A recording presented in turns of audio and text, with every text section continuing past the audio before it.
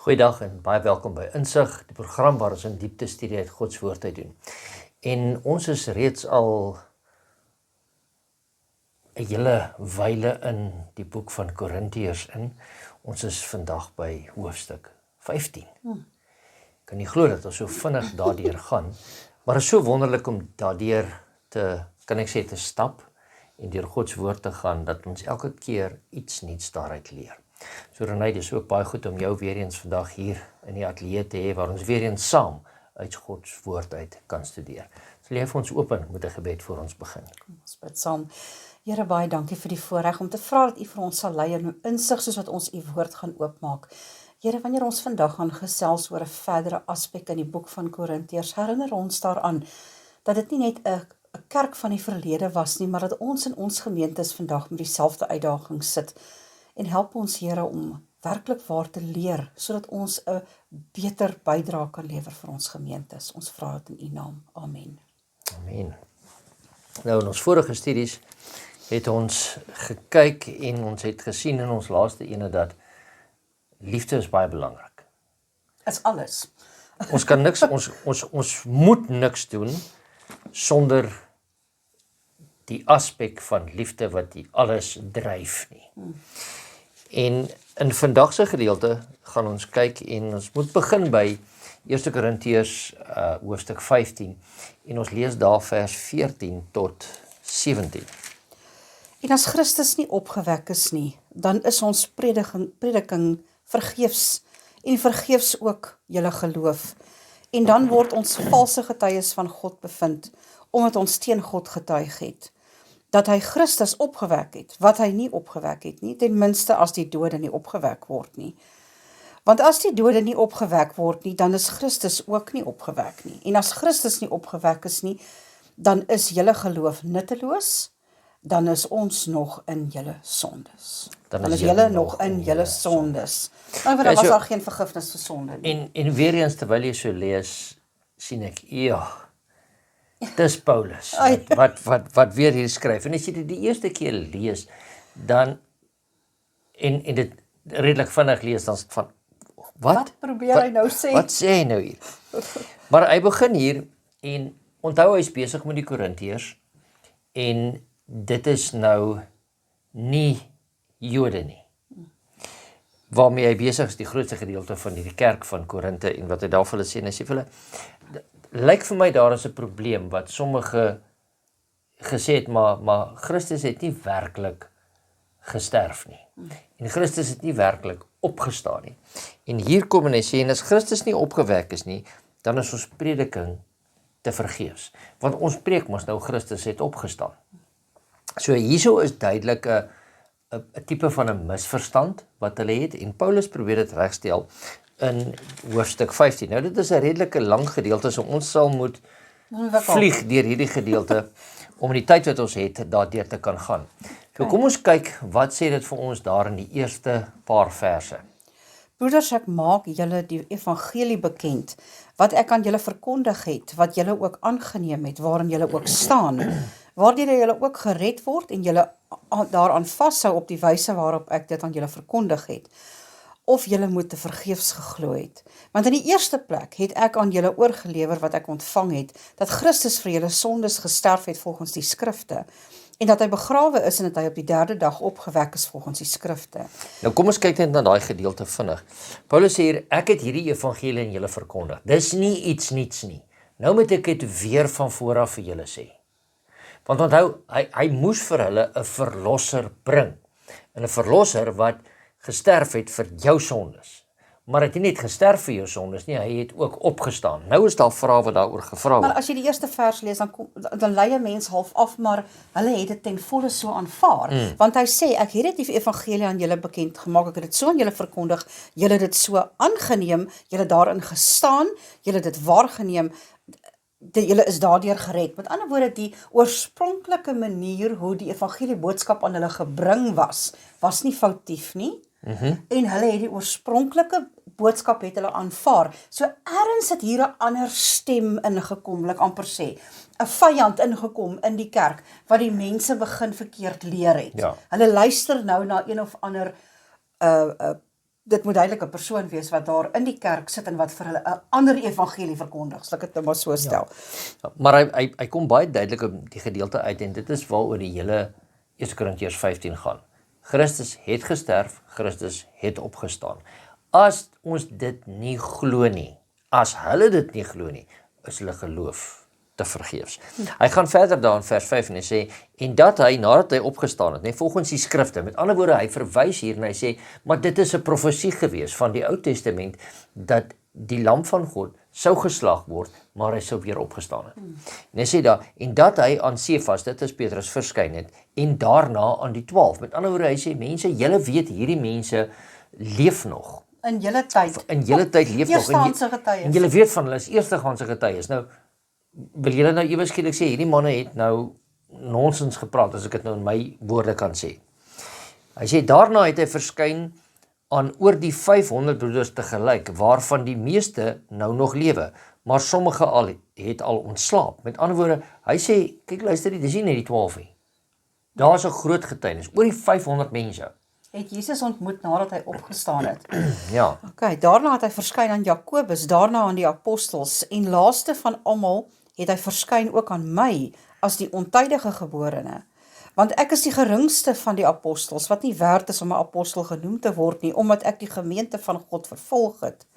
Maar deur die genade van God is ek wat ek is, en sy genade wat aan my was nie te vergeefs nie, maar ek het oorvloediger gearbei as hulle almal, nogtans nie ek nie, maar die genade van God wat met my is. So hier kom Paulus en hy sê, onthou julle op die pad van Damaskus, het die Here my geroep en het my ook deel van hulle gemaak. En hy het persoonlik aan hom verskyn, want hy het hom daar gesien. So hy sê, ek is deel van hierdie getuienis wat werklik 'n oomblik saam met die Here beleef het.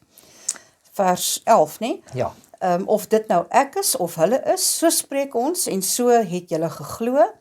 As dit dan gepreek word dat Christus uit die dode opgewek is, hoe sê sommige van julle dat daar geen opstanding van die dode is nie? As daar geen opstanding van die dode is nie, dan is Christus ook nie opgewek nie. En as Christus nie opgewek is nie, dan is ons prediking vergeefs en vergeefs ook julle geloof. En dan word ons valse getuienis van God bevind, omdat ons teen God getuig het dat hy Christus opgewek het, wat hy nie opgewek het nie, ten minste as die dode nie opgewek word nie. Nou ja, hier, dis nou hierdie hele gedeelte wat hy kom en hy sê vir hulle, ja, ons prediking is dan te vergeefs, want julle het dit dan so, julle sit nou vandag in die kerk, omdat ons vir julle verkondig het, dat hierdie Christus, volgens die skrifte, volgens die profeseë, het gesterf vir julle, en hy het opgestaan, en dit is hoekom julle hier sit vandag. En nou ewe skielik wil julle vir my sê, nee, hy het nie opgestaan nie. Dit is wat Paulus in ons taal vir hulle sê. Kan ek nou so tussen die lyne lees, soos my man altyd sê, dis amper asof Paulus op 'n verskriklike mooi manier vir hulle sê, as jy nie meer glo dat Christus gesterf het en uit die dode opgestaan het nie, wat soek jy nog hier? Wat maak jy in die kerk? Want dit is die crux van ons geloof, is die Christus wat kom sterf het en die Christus wat kom opstaan het. So, as jy nie daarin glo nie, dan verstaan ek nie hoekom jy jouself dan nog 'n Christen wil noem nie. Ja, en hulle kom nou hier, en nou begin hulle ook beweer van, maar daar sal nie vir die mense, dan mag dalk nou vir Christus 'n opstanding gewees het, sommige mag dalk sê, nee, maar Christus het dalk opgestaan, maar daar gaan nie 'n opstanding vir ons wees nie. En hy begin hier na hulle kyk en hy sê vir hulle, as daar geen opstanding van die dode is nie, want julle sê nou, so, dit is nou die gevolgtrekking wat ons maak deur sy woorde, dis wat hulle nou sê, hierdie teenstanders. Hy sê, dan is Christus ook nie opgewek nie, want Christus was 'n mens soos ek en jy. So, as julle sê daar is nie opstanding nie, dan het hy nie opgestaan nie, en as hy nie opgestaan het nie, hoekom gaan ons deur al hierdie moeite? Vers 17 sê, en as Christus nie opgewek is nie, dan is julle geloof nutteloos. Dan is julle ook nog in julle sondes. Dan is ook die wat in Christus ontslaap het verlore. En dit is amper nog 'n erger konsep, nee, as hulle sê, wat julle nou eintlik doen, is julle sê, die wat in Christus geglo het, wat nou al reeds gesterf het, dat tot hulle geloof was nutteloos, en tot hulle het geen hoop wat hulle toekoms aanbetref saam met die Here nie. En as net vir hierdie lewe op Christus, as ons net vir hierdie lewe op Christus hoop, dan is ons die elendigste van alle mense. Maar nou, Christus is opgewek uit die dode, hy het die eersteling geword wat van die wat ontslaap het. Want aangesien die dood deur 'n mens is die opstanding van die dode ook deur 'n mens. Want soos hulle almal in Adam sterwe, so sal hulle ook almal in Christus lewend gemaak word. Maar elkeen in sy eie orde. As eersteling Christus, daarna die wat aan Christus behoort by sy koms. Daarna kom die einde, wanneer hy die koninkryk van God, die Vader, oorgee, as hy alle heerskappy en alle gesag en mag vernietig het. Nou ja, as ons nou kyk na hierdie gedeelte, dan sê hy daar, Christus is die eersteling. Met ander woorde, Christus is die eersteling wat gesterf het. Hy die tweede dood wat ons verdien het, hy gesterf en hy het uit daardie graf het hy opgestaan en hy het opgevaar en na die Vader toe gegaan. Die eersteling wat dit op daardie wyse gedoen het en die dood dan oorwin het. En hy sê, omdat Christus hierdie dood oorwin het, is daar hoop vir jou en vir my. As ons sê, nee, hy het nie hierdie dood oorwin nie, oeps, dan is daar nie hoop vir elkeen van ons nie.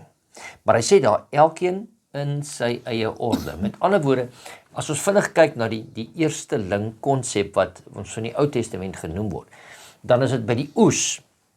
En hier is die snaaksigheid wat ons daaruit kry. Ekskuus, ek wil nie sê snaaksigheid nie. Hier is die feit wat ons daaruit kry. Die eersteling offer moes altyd gebring word op die eerste dag na die Paasfees, wat die Sondag na die Paasfees was. Die Sondag toe Christus opgestaan het. Okay. So hy het letterlik en figuurlik die eersteling van daai eerste oes het hy voorgestel. En daai eerste gedeelte is, hulle moes ook hulle beste gedeelte van die eerstelinge wat geoes word, daai eerste rypvrugte, moes hulle bring, wat die bestes is. En Christus is mos die betere ene. En dit is ook die vooruitskouing van die oes wat daarna sou gekom het. En Christus gee dan vir ons as die eersteling, gee hy vir ons ook wat agterna sal kom, dat daar wel 'n oes sal wees.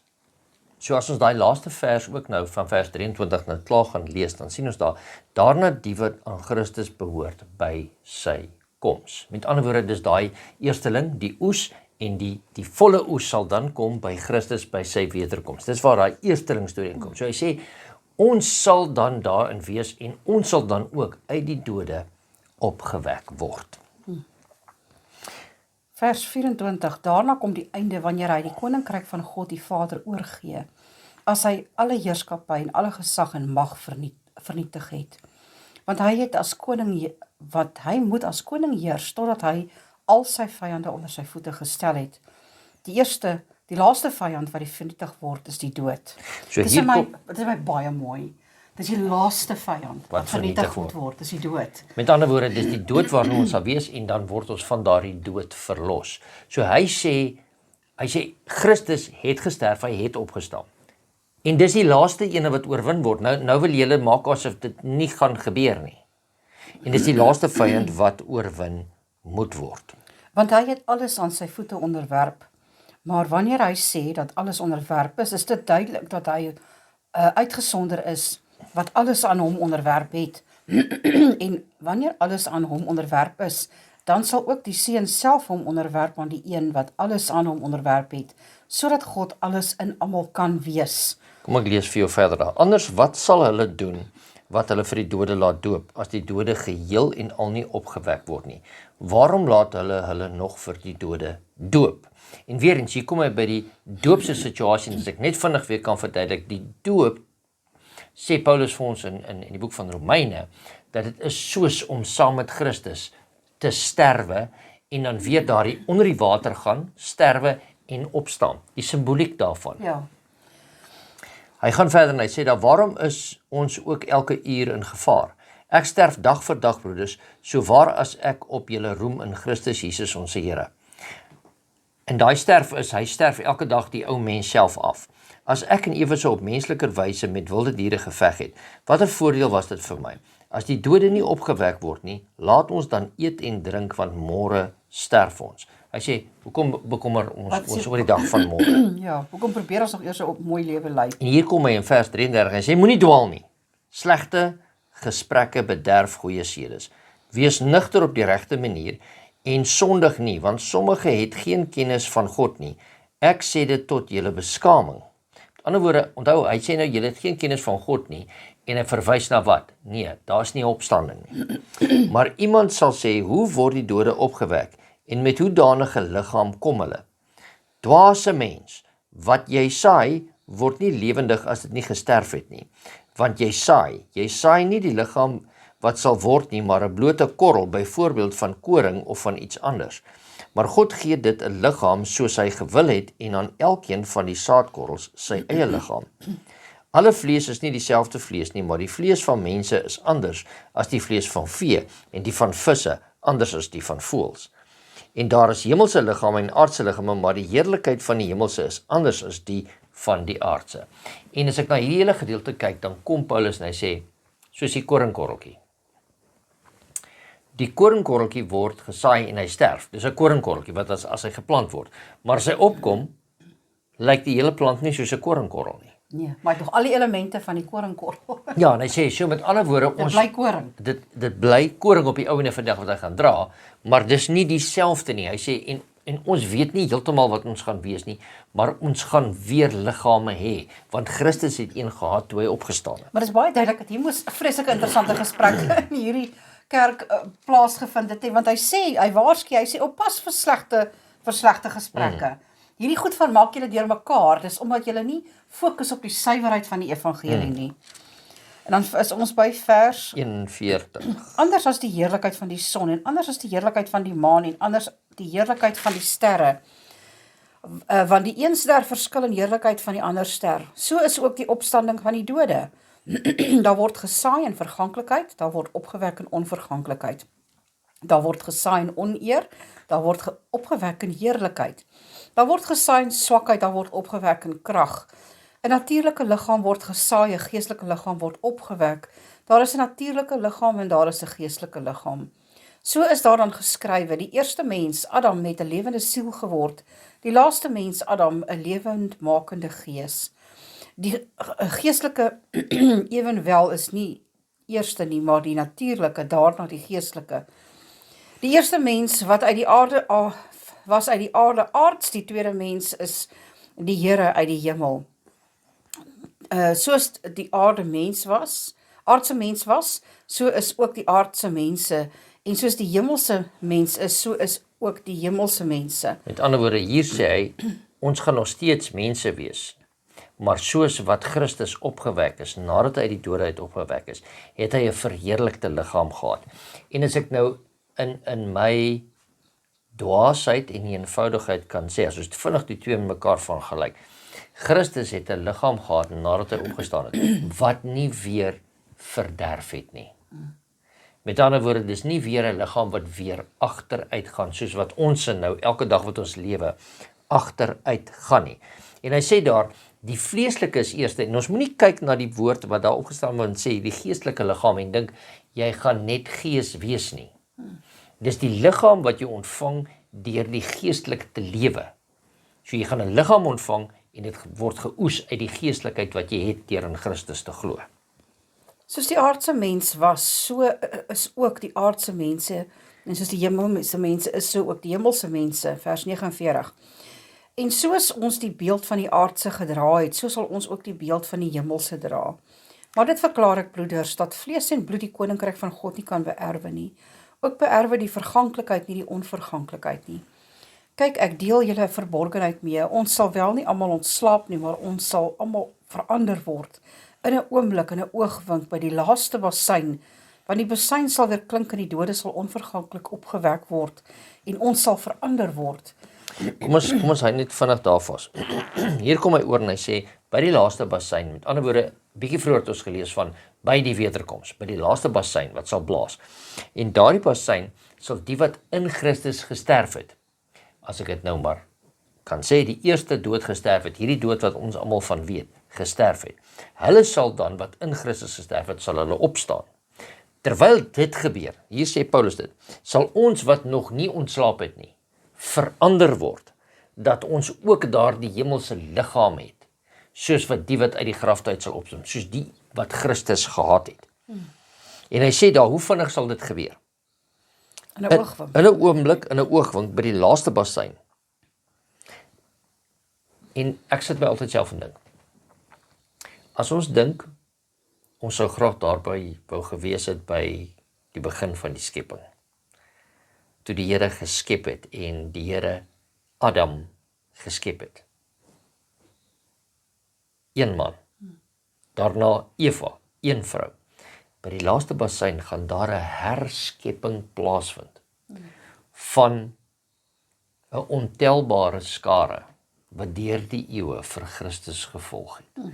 Wat 'n wonderlike ervaring, wat 'n wonderlike gesig sal dit nie wees nie, om daardie krag van God te sien. En die wat al vir jare nie meer bestaan nie, in 'n oomblik op te wek en verheerlikte liggame wat nie weer kan verderf nie, sal gee. Vers 53, want hierdie verganklike moet met onverganklikheid bekleed word, en hierdie sterflike moet met onsterflikheid bekleed word. En wanneer hierdie verganklike met onverganklikheid bekleed is, en hierdie sterflike met onsterflikheid bekleed is, dan sal vervul word die woord wat geskrywe is, die dood is verslind in die oorwinning. Dood, waar is jou angel? Doderyk, waar is jou oorwinning? Die angel van die dood is die sonde, en die krag van die sonde is die wet. Maar God sy dank, wat ons die oorwinning gee deur ons Here Jesus Christus. Daarom, my geliefde broeders, wees standvastig, onbeweeglik, altyd oorvloedig in die werk van die Here, omdat julle weet dat julle arbeid in die Here nie te vergeefs is nie. Dis so 'n eenvoudige afsluitingsboodskap in hierdie, om hierdie spesifieke tegniese bespreking wat in die kerk was mee af te sluit. Ou Paulus het op 'n baie mooi manier gesê, luister hierso, die Here het gesterf, die Here het opgestaan, julle gaan sterf, maar as julle in die Here sterf, sal julle opstaan. Dit is ons hoop. En tot en met daardie, en of jy nou probeer sit en bespreek oor hoe gaan jy lyk na die dood, en of gaan jy so liggaam hê, en of jy so liggaam gaan hê, en of jy wat se snaakse gesprekke julle ook al wil voer, waarvan julle geen kennis het nie, en geen verwysingsraamwerk het nie, en geen bron het om van te trek, behalwe dit wat die Here vir ons in sy woord gegee het nie. Tot en met daardie tyd, sê ook Paulus vir hulle, wees standvastig, wees onbeweeglik, altyd oorvloedig in die werk van die Here, en dit is dit. Want om vir die Here te dien, om vir die Here te arbei, is nie te vergeefs nie. En hoekom bekommer jy jou oor wat gaan jy wees na die dood? Waar jou verpligting is oor wie jy is voor die dood. Jy sal gemeet word in jou karakter aan wie jy was voor jy gesterf het. Nie aan, as jy klaar gesterf het, is daar geen karakter om jy aan te meet nie. Dan is dit verby. Dan het jy jou laaste oomblikke gehad. So dit is vir my so mooi, dat ou Paulus in soveel eenvoud terugbring om te sê, doen die werk van die Here, wees standvastig, oppas vir hierdie snaakse gesprekke, oppas vir hierdie snaakse redenasies, dit laat julle val, en dit vat julle aandag van die werk af weg wat die Here julle vooruitgesit het. Ek dink vir daai waarskuwing wat die Here vir die kerk daardie gegee het, so net so belangrik vir die waarskuwing van ons kerk vir hierdie tyd. Dit is nes jy daar sê, en die mooi ding wat ook daar vir my uitkom, hy sê daar, die dood is verslind in die oorwinning. Die oorwinning is in Christus, maar die oorwinning is die opstanding uit die dode. Satan het gedink hy het Christus oorwin, maar Christus het uit die dood uit opgestaan, want Satan kan net doodmaak, Satan kan nie lewendig maak nie, en God is lewe. En hy sê daar, dan sal hy gesê, dood, waar is jou angel? Want elke keer as daar nog vandag iemand doodgaan, dan maak dit ons seer. Ons is hartseer daaroor, want ons is geskei van mekaar. Maar hy sê hier, soos jy nou sê, kom ons bly net daarby uit. Ons sal nie weet wat ons gaan wees nie. Hoekom ons is bekommerd? Mense vra gewoonlik vir my, maar wat gaan ek vir 'n ewigheid in die hemel doen? Dan is ek van, jou fokus is nou hier. ekskuus tog, hier's my, maak dit saak. Laat ek net eers daar kom. Ek dink as 'n mens voor hy gebore is, moet weet hy gaan gebore word, en sê hy, nou hoekom is ek hier? Nee, om groot te word om te leer. Hoekom? om deur die lewe te gaan. Hoekom? Om te werk. Hoekom? Jy sal alles in jou lewe bevraagteken, ja. En dis daardie selfde aksie wat ons gaan hê na die tyd. Ons weet die Here het ons geskep om in 'n verhouding met hom te wees, soos wat Adam en Eva in die begin was. En dit is waarna ons moet streef. Laat ons nie bekommerd oor hoe ons gaan lyk wanneer die Here weer gekom het en ons opgewek het nie. Maar kom ons, soos jy gesê het, kom ons maak nou seker dat ons in Christus lewe en in Christus sterwe, sodat wanneer hy weer kom, dat ons in Christus kan opstaan en saam met hom kan wees. Ek stem 100% saam. Is daar nog iets wat jy wil bysit van hierdie Dis 'n fisieke onderwerp? Dit is eintlik 'n hartseer om te dink dat ou Paulus al so kort nadat hierdie kerke gestig is en geplant is, laat ek dit so sit, dat daar al klaar sulke snaakse stemme in die kerk ingekom het, wat iets so fundamenteel wil aanval, soos die verlossingsplan, die feit dat die Here gekom het, gesterf het, opgestaan het, en dit is waarin ons hoop lê, dit is wat ons Christene maak, dit is die kruks van die hele Christendom. Daardie tyd het hy alreeds gesukkel met hierdie tipe van snert wat in die kerke ingekom het. En weet jy wat, ons lees dit in die boek van Korinte en dit ontstel ons. En ons wil half terugkyk en sê, genade, wat het dan daar aangegaan, soos ek nou verlede week ook gesê het. Maar weet jy wat, ons sit met dieselfde situasies in ons kerke. En ek wil vandag vir u aanmoedig. Bly getrou in die eenvoud van die evangelie.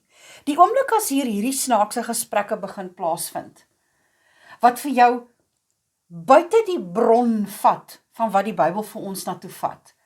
Wat vir jou wil begin laat spekuleer oor inligting wat jy in elk geval nie het nie. Soos byvoorbeeld, wat gaan in die hemel, hoe gaan ons lyk? Hierdie tipe gesprekke is in my opinie absoluut nutteloos. Dit mors die tyd van die Christen wat gestuur word om siele te gaan red. So laat ons fokus op die werk wat die Here vir ons uitgesit het.